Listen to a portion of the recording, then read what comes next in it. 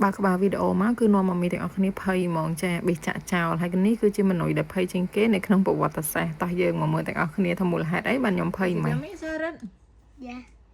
Sorry, is it yummy? Dạ. Mình nói ngày ní hết chẳng đô bị bài chầm hỏi và hạt san muốn mau chị bài chầm hỏi rau ra mình vậy tới mình nói muốn đi rau ra sa hà mình chỉ bị thọt không đằng màn đòn một hạt ấy bà rắm lại ta con ăn nhầm phổi bỏ ôn khăn nhầm bài co berry ní du đai chẳng chẹp hay theo sẵn sài thứ hai chạ chào lá mà mình này class club chưa bà rắm năng được nhóm chẳng xem nhập ngàyนี้ខ្ញុំណែនាំមនុស្សបែប finger food គឺជាបាយចំហុយជាមួយនឹងប្រហិតថៃ salmon វិធីធ្វើគឺងាយៗឯងមកមានទាំងអស់គ្នាតែដូចខ្ញុំនិយាយចឹងពេលដែលយើងធ្វើយើងបារម្ភគឺភ័យងាយខុសហ្មងអញ្ចឹងសម្រាប់ថ្ងៃនេះអង្គ berry ដែលខ្ញុំបង្ហាញនៅមុខនឹងចឹងមកមានទាំងអស់គ្នាអញ្ចឹងលាងតតែវាឡើងថ្លាទឹកចំណាថាប្រយោជន៍ក៏មានច្រើនដែរគាត់ថាយើងអត់សូវរើសយកមកប្រើដោយសារតែយើងគិតថាពណ៌វាខ្លាចកូនអត់ញ៉ាំមកថាប្រយោជន៍របស់វាគឺកាត់បន្ថយហានិភ័យជំងឺបេះដូងកាត់បន្ថយហានិភ័យនៃជំងឺមហារីកសម្បូរទៅដោយជាតិកាកសរសៃល្អសម្រាប់ប្រព័ន្ធភាពស៊ាំជួយឲ្យសួរធ្វើការបានល្អនិងជួយដល់សុខភាពភ្នែកមែនតើអង្គបេរីនេះគឺឆ្ងាញ់មានសភាពល្មួតមានទឹកដមជាងអង្គសម្រូបប៉ុន្តែផលវិបាកទី1គឺពិបាកចម្អិនអញ្ចឹងបងប្អូនទាំងអស់គ្នាចង់ចម្អិនអង្គបេរីតើតាត្រាំវាទុកចោល20ទៅ30នាទីបន្ទាប់មកទៀតយើងអាចយកទៅដាំបាយឬចំហុយបានហើយបើសិនជាមកមានទាំងអស់គ្នាបារម្ភថាពិបាកចម្អិនអញ្ចឹងយូរអញ្ចឹងអាចប្រើជាម្សៅអង្គបេរីបានអញ្ចឹងយើងដាក់អង្គរបស់យើងដាក់ចំហុយជាមួយទឹកស៊ុបហើយសម្រាប់ផ្នែកបន្លែរបស់យើងមានដូចជាដលងបារាំង broccoli អីហ្នឹងយើងដាក់ចំហុយមួយគ្នាមកបន្ទាប់មកគឺសាច់របស់យើងឆ្អិនមុនយើងយកវាមកច្របល់នៅក្នុងហ្នឹងខ្ញុំបន្ថែមជាម្សៅអង្គម្សៅឈីសនិងម្សៅស៊ុបអង្គយើងវាក្ររីកគ្រាប់បន្តិចហើយអញ្ចឹងទុកវានៅហ្នឹងទៅយើងមកធ្វើប្រហិតសម្រាប់ប្រហិតរបស់យើងមកមានទាំងអស់គ្នាគឺយើងយកបន្លែដែលយើងបានចំហុយហើយជាមួយនឹងសាច់ហ្នឹងយកវាមកច្របល់ចូលគ្នាបន្ថែមជាមួយនឹងម្សៅអង្គដើម្បីឲ្យពេលយើងចៀនទៅវារាងស្រួយខាងក្រៅទន់ខាងក្នុងហើយខ្ញុំបន្ថែមរសជាតិទៅដោយម្សៅឈីសនិងម្សៅស៊ុបសម្រាប់ម្សៅឈីសនេះណែនាំសម្រាប់បង8ខែឡើងទៅ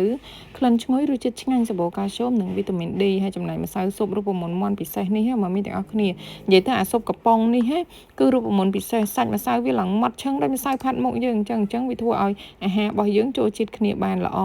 ហើយចំណែកអង្គបាយចំហុយរបស់យើងគឺរីកល្មមឯងមកមីឃើញនិយាយទៅឡើងទៅលើប្រឡងតែម្ដងហើយសម្រាប់ការ៉ុតវិញប្រែពណ៌ហើយចឹងទៅជាមើមយ៉ែនភ្ញៀវខ្លះគាត់សួរថាអញ្ចេះបងអង្គបេរីហ្នឹងធ្វើចេញពីផ្លែបេរីមែនកម្មពិតអត់ទេមកមានទាំងអស់គ្នាអង្គបេរីហ្នឹងគឺជាប្រភេទអង្គម្យ៉ាងដែលមានពូជមកពីប្រទេសថៃដែលគេផ្សំមានន័យថាគេបង្កាត់វារវាងអង្គសម្រូបនិងអង្គតណើបខ្មៅអញ្ចឹងហើយទៅធ្វើដាក់ពេលដែលយើងដាំមកមីខ្លះគាត់ថាធំដូចបាយតណើបមកមីខ្លះគាត់ថាធំដូចតប៉ែហើយបើនិយាយពីសាច់បាយចំហុយរបស់យើងនេះមកមីឃើញនិយាយទៅឡើងល្មួតខ្លាំងហ្មងរសជាតិឆ្ងាញ់ប្លែកមានទឹកដមហើយវាអត់ខ្សោះនិយាយទៅវាឡើងឈប់ឆិចដូចញ៉ាំពងត្រីអញ្ចឹងបន្ទាប់មកទៀតខ្ញុំដាក់ topping សាច់ផាតដើម្បីអីតាក់ទាញកូនកុំឲ្យគេឃើញខ្មៅពេកគេអត់ញ៉ាំហ្មងនិយាយទៅបើគាត់អត់ដែរញ៉ាំគាត់ប្រកាសជារើសហើយគាត់ថាបាយអីខ្មៅហើយខ្ញុំជឿថាកូនខ្លះគាត់អាចនឹងអត់ញ៉ាំហ្មងតែដោយសារអីពួកគាត់ធ្លាប់ញ៉ាំអង្គហ្នឹងហើយមែនតើទៅចន្លោះនៃការដែលណែនាំឲ្យម៉ាមីទាំងអស់គ្នាណែនាំអាហារថ្មីឲ្យកូនគឺនៅរយៈពេល7ទៅ8ខែដោយសារអី7ទៅ8ខែហ្នឹងគឺគាត់ចាប់ផ្ដើមស្គាល់ចាប់ផ្ដើមចំណាំអញ្ចឹងអីដែលគាត់ធ្លាប់ញ៉ាំហើយអត់អីទេប៉ុន្តែបើសិនជាអត់ដែរញ៉ាំសោះដល់ពេលធំធ្វើឲ្យញ៉ាំអាចនឹងរៀងពិបាកបន្តិចអញ្ចឹងហើយបានមានម៉ាមីខ្លះក៏សួរថាអញ្ចឹងបងហេតុអីក៏កូនបងនៅញ៉ាំមនុស្សកូនក្មេងបាននៅញ៉ាំបបរបានចម្លើយដែលខ្ញុំឆ្លើយទៅអាម៉ាទៅគាត់គឺដោយសារកូនខ្ញុំអត់តលន់បបរ